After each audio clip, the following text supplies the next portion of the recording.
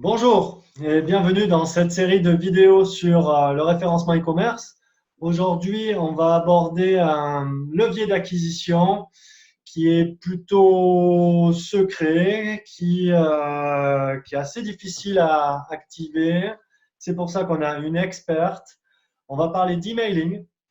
Alors l'emailing, on sait tous que c'est un super outil de fidélisation pour fidéliser sa clientèle, ce qui coûte le moins cher. Parce qu'il faut savoir une ligne éditoriale et partager, hein, mêler des infos commerciales à des infos, des infos informatives. Hein. Aujourd'hui, il y a plein de gens qui ne croient plus à l'emailing, ce qui va être justement mis à mal par le témoignage de notre experte Stéphanie Thomas, qui aujourd'hui est plutôt connue sur les réseaux et le grand public à travers Comparateur Banque. Elle représente les forces actives de la FinTech, le charme, l'intelligence et les conseils pertinents de comparateurbanque.com. Mais aujourd'hui, elle va nous parler d'emailing et de Hop Digital. Bonjour Stéphanie, est-ce que tu peux te présenter? Oui, bonjour. Ça fait une quinzaine d'années que je travaille dans le secteur du web marketing et donc plus précisément, initialement, j'étais sur la partie emailing et pour être encore plus précis, c'était l'emailing à la performance. Donc, c'est vraiment quelque chose de pointu, précis et dans lequel on n'a pas vraiment de marge de manœuvre parce que si ça marche pas, on gagne rien. C'est le propre de l'emailing à la performance puisqu'on est rémunéré au résultat. Ça fait une quinzaine d'années que je travaille là-dedans. Je dirais que ça fait 5-6 ans que tout le monde annonce la mort de l'emailing, comme tu disais tout à l'heure. 5-6 ans que tout le monde dit ouais, l'emailing, ça sert plus à rien, c'est foutu, tout ça. Ceci dit, c'est vrai, en je dirais ces dernières années quand même, la partie juridique avec la RGPD n'a pas facilité le travail dans ce secteur. Beaucoup d'agences ont fermé, mais je dirais quand même que les plus sérieuses et les plus efficaces sont restées dans ce secteur. Voilà. Donc, pour ma part, je suis depuis 2013 devenue indépendante. Donc, j'ai quitté le monde des agences. J'ai conservé de très bonnes relations avec de bons et gros éditeurs qui ont de super bases de données. Mais après aussi, il n'y a pas de secret. C'est-à-dire que maintenant, en fait, c'est devenu tellement limite lié à la technologie qu'une bonne société qui a une super base de données, normalement, elle se doit soit d'avoir sa propre solution de routage, soit d'avoir vraiment une super négociation justement avec les routeurs, parce que ce qui est devenu très difficile dans ce secteur, c'est de router et d'arriver dans les boîtes mail en inbox. Voilà. C'est ça qui a beaucoup évolué ces dernières années. C'est qu'on n'a plus. Moi, je vois, j'ai un Gmail qui centralise tous les emails que j'ai. Maintenant, c'est segmenté. J'ai les spams, j'ai les informations commerciales, Émotionnel. euh, les infos promotionnelles. Ouais, Et je regarde jamais cet onglet-là. en effet. Comment, comment on fait pour être performant malgré les filtres de la technologie? Ça, c'est toute une question justement de forte négociation avec les FAI. Ça, c'est vraiment quelque chose que je laisse justement pour ma part à mon service technique hein, qui négocie avec eux, qui discute avec eux parce que, enfin, je sais pas, par exemple, si tu as également une boîte Hotmail ou Orange, mais par exemple, il faut savoir que des fois sur Hotmail, tu vas avoir les pires emails de phishing qui te sont envoyés soi-disant de la part de Amazon et dont le but n'est que de prendre les coordonnées de ta carte bancaire, donc bref, de te voler. Donc ces emails-là, des fois sur Hotmail ou Orange passent, alors que par exemple un email qui sera envoyé par exemple de la part de Boulanger ou Darty, eh ben, il va passer en spam. Donc de temps en temps, il n'y a aucune logique et c'est pour cette raison que il faut toujours systématiquement avoir quelqu'un au service technique qui négocie et qui contacte directement les FAI, même si c'est vraiment pas facile, pour voir avec eux comment ça se passe. Et donc, c'est pour cette raison qu'on ne peut pas se permettre de faire ça à la légère.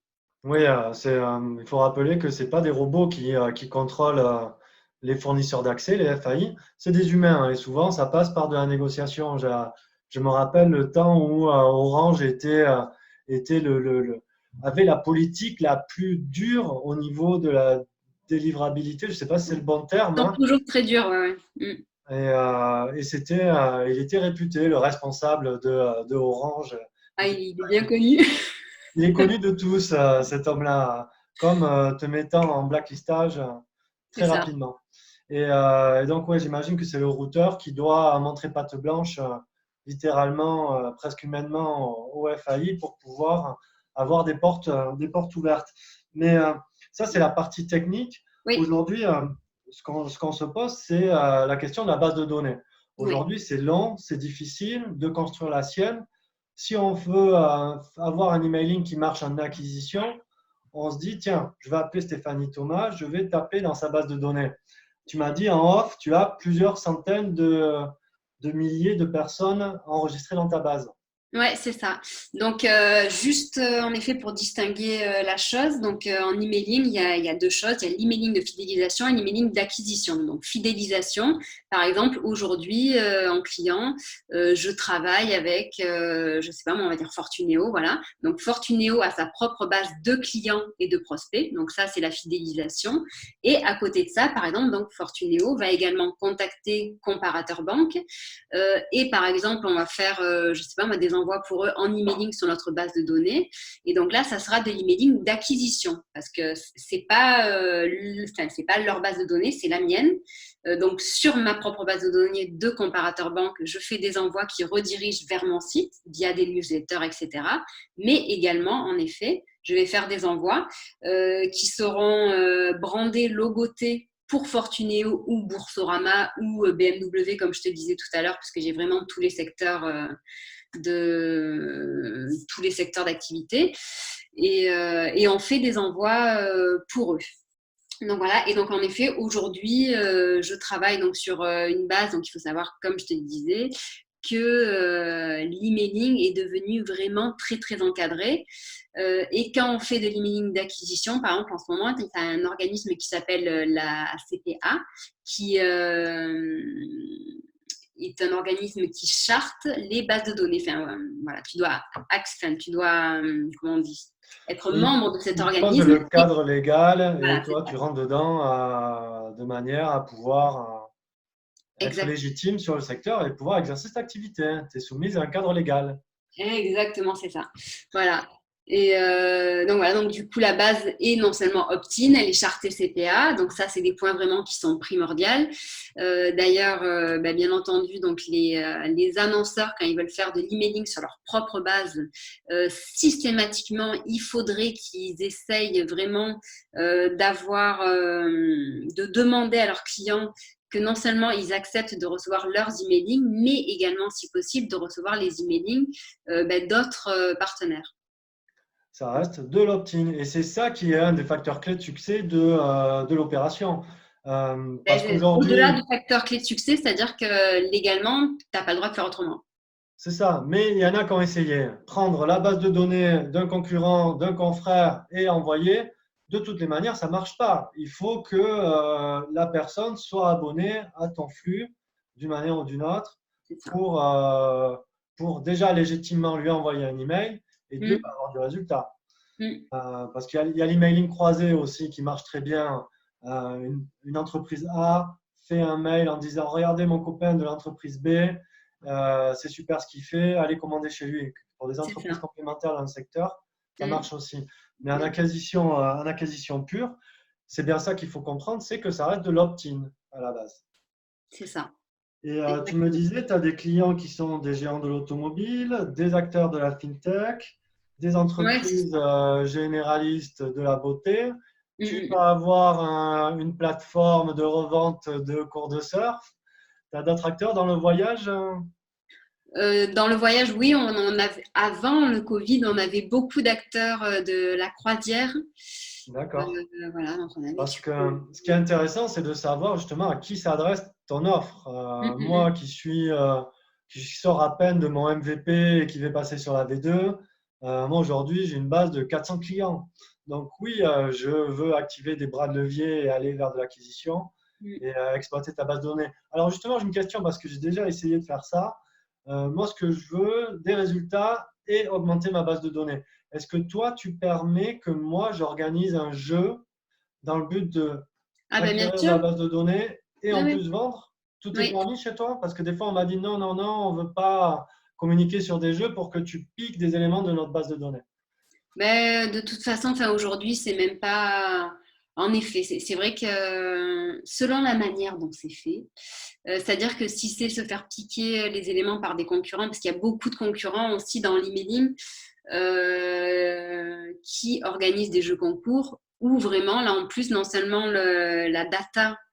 En fait, en gros, tu as l'impression de te faire piller, c'est-à-dire que non seulement la data, elle va être utilisée pour un autre concurrent à toi, mais en plus, derrière, quand tu fais attention au jeu concours, tu te rends compte que non seulement tu as le concurrent, et tu as 5-6 très très gros emailers qui sont très connus dans le secteur, je ne vais pas forcément les citer, Oui, et du coup, tu sais que ça, tes emails qui seront les plus actifs, eh bien, ils vont être pressés, de liquidés. tous les Au bout codecs. d'un moment, il ne restera plus rien. Ouais. Mais bien entendu, si c'est pour une utilisation pour un site web comme le tien ou pour n'importe qui, donc là, par exemple, je pense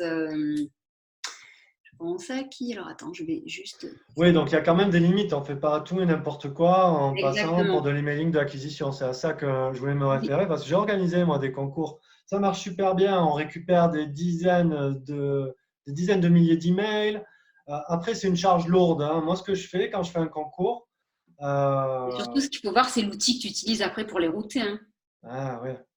Et je me suis retrouvé avec, je sais plus, 20-30 000 mails Parce que si tu prends du MailChimp, et je sais plus ce que j'avais pris. Mais j'avais eu très peu de résultats. J'avais fait un email, deux emails, trois emails, hop, j'avais mis la base à la poubelle. Parce que souvent, c'est des bases de gens qui jouent, qui sont des et joueurs et oui, qui ne sont pas des acquéreurs. c'est Donc, ça c'est là aussi. où, en travaillant justement sur de l'emailing à la performance, où on te paye au résultat, on a la garantie d'être satisfait. Il n'y a pas il y a pas de gens qui perdent. C'est ça, voilà. Alors après, c'est pareil, c'est-à-dire que en effet, donc sur la base de comparateur banque, on reste payé au résultat. Ceci dit, c'est comme tout, c'est-à-dire qu'on ne va pas faire des envois où on sait qu'on ne va pas gagner d'argent. Oui, Donc, il faut que ce soit du donnant-donnant. C'est comme tout dans la vie, hein. Donc, ouais, par exemple, quand on va travailler avec un BMW ou je vais prendre l'exemple de BMW. Donc, pour BMW, on fait des test drive. Donc, test drive, c'est venez tester notre dernière BMW, etc.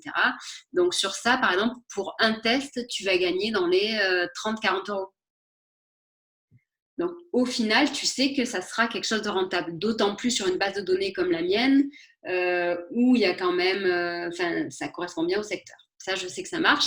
Après, par contre, si tu fais un envoi en emailing pour, je sais pas, là, j'ai ma liste de clients sous les yeux pour Carrefour et que derrière, ça va être venez télécharger le bon de réduction pour avoir le lait maternel et que tu gagnes 50 centimes par coupon téléchargé.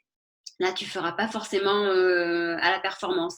Mais ouais, par contre, ce qu'il y a de bien, c'est que tu peux proposer de temps en temps des rémunérations mixtes.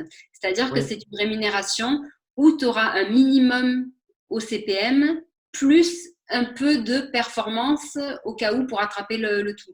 C'est-à-dire que dans l'idéal, nous, dans tous les cas, et beaucoup d'emailers font ça aussi, c'est de couvrir au minimum les frais de routage. Déjà, c'est un minimum. Et en plus, donc derrière, ben, s'en sortir pour un petit peu plus, bien entendu. ok, ouais. Donc, tu as un système à géométrie variable. C'est On parlait en off de qu'est-ce qui se passe quand tu pètes le score. ça, Souvent, c'est on a sûr. un Et en budget. effet, ça arrive souvent parce que donc l'emailing à la performance, ça se passe comment? Mais très souvent, il n'y a pas de budget minimum malheureusement. Mais il y a un budget maximum à ne pas dépasser. Par exemple, là en tête, c'était quoi?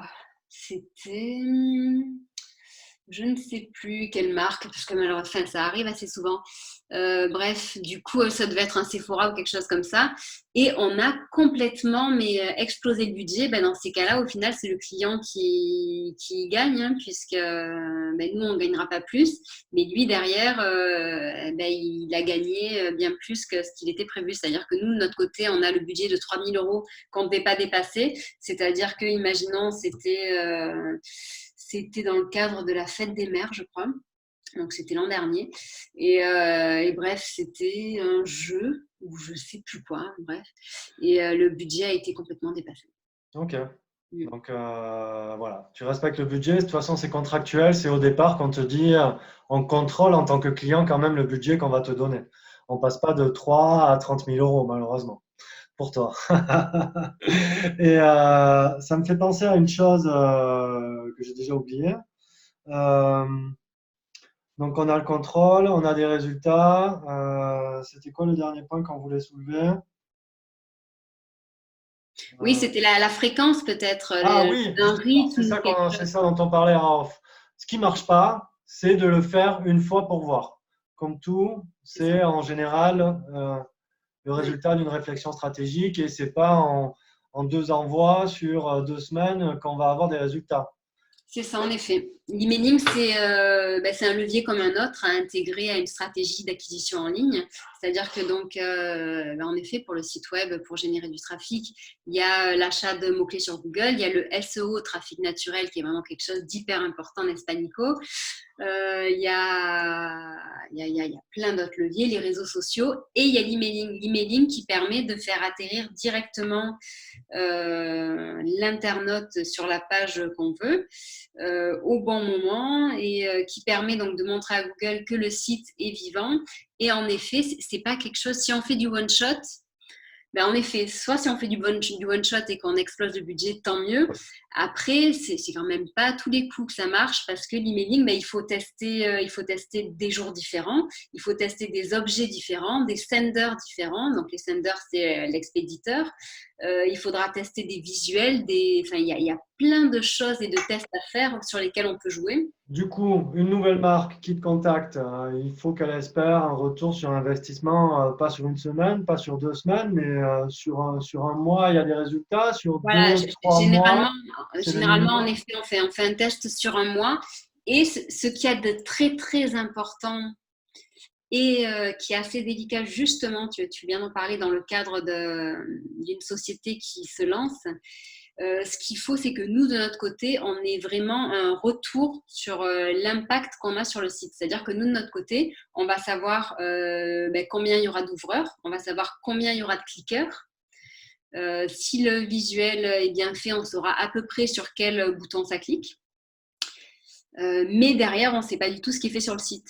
Ouais. Et de temps en temps, nous, de notre côté, par exemple, on peut amener 300, 400, 2000 clics, donc qui seront potentiellement 2000 internautes sur le site, mais on ne sait pas s'ils vont acheter, on ne sait pas ce qu'ils vont faire dessus. L'intérêt aussi, c'est pour les sites qui font ça, c'est non seulement de faire en sorte d'amener, bien entendu, l'internaute sur le site, mais aussi justement de collecter sa donnée. Et là, je reviens au jeu concours dont tu parlais tout à l'heure. Ça peut être bien.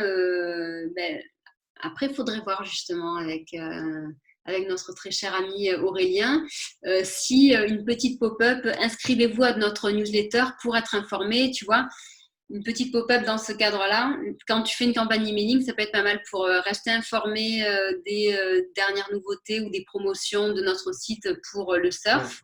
Hop, inscrivez-vous à la newsletter et tu l'as en pop-up sur le site. Petit plus. Donc, ça permet à l'annonceur de récupérer l'email. Sinon, si on revient sur la récurrence, donc en effet, ça doit être testé. Et ce qui est hyper important, c'est donc de savoir s'il y a des achats ou pas. Parce que donc non seulement on peut jouer sur le jour, l'expé, l'envoi, on peut jouer aussi sur la cible. C'est-à-dire que moi, aujourd'hui, dans mes 500 000 contacts opt-in échartés CPA V2, je vais avoir des fois, il y a plus d'hommes, plus de femmes, il y a une certaine tranche d'âge. Et il faut voir ce qui correspond le mieux à… Ouais, donc tu fais de l'A/B testing et il faut au moins il faut un bon mois pour arriver Oui, à bien exploiter ta base de données. c'est ça, ouais. Ok. Alors de temps en temps, en effet, ça marche du premier coup, mais c'est quand même pas tout le temps. Ouais, oui, personne n'a le coup de baguette magique pour activer bien comme il faut des nouveaux bras de levier. Il faut faire matcher l'offre et la demande, hein, c'est comme tout, hein. C'est ça. Ok, super. Quoi de plus à dire sur l'emailing? On a fait un petit tour rapide, très intéressant. Écoute, je crois. Merci beaucoup, Stéphanie. À bientôt. Bonne fin de journée. Ah. À très vite.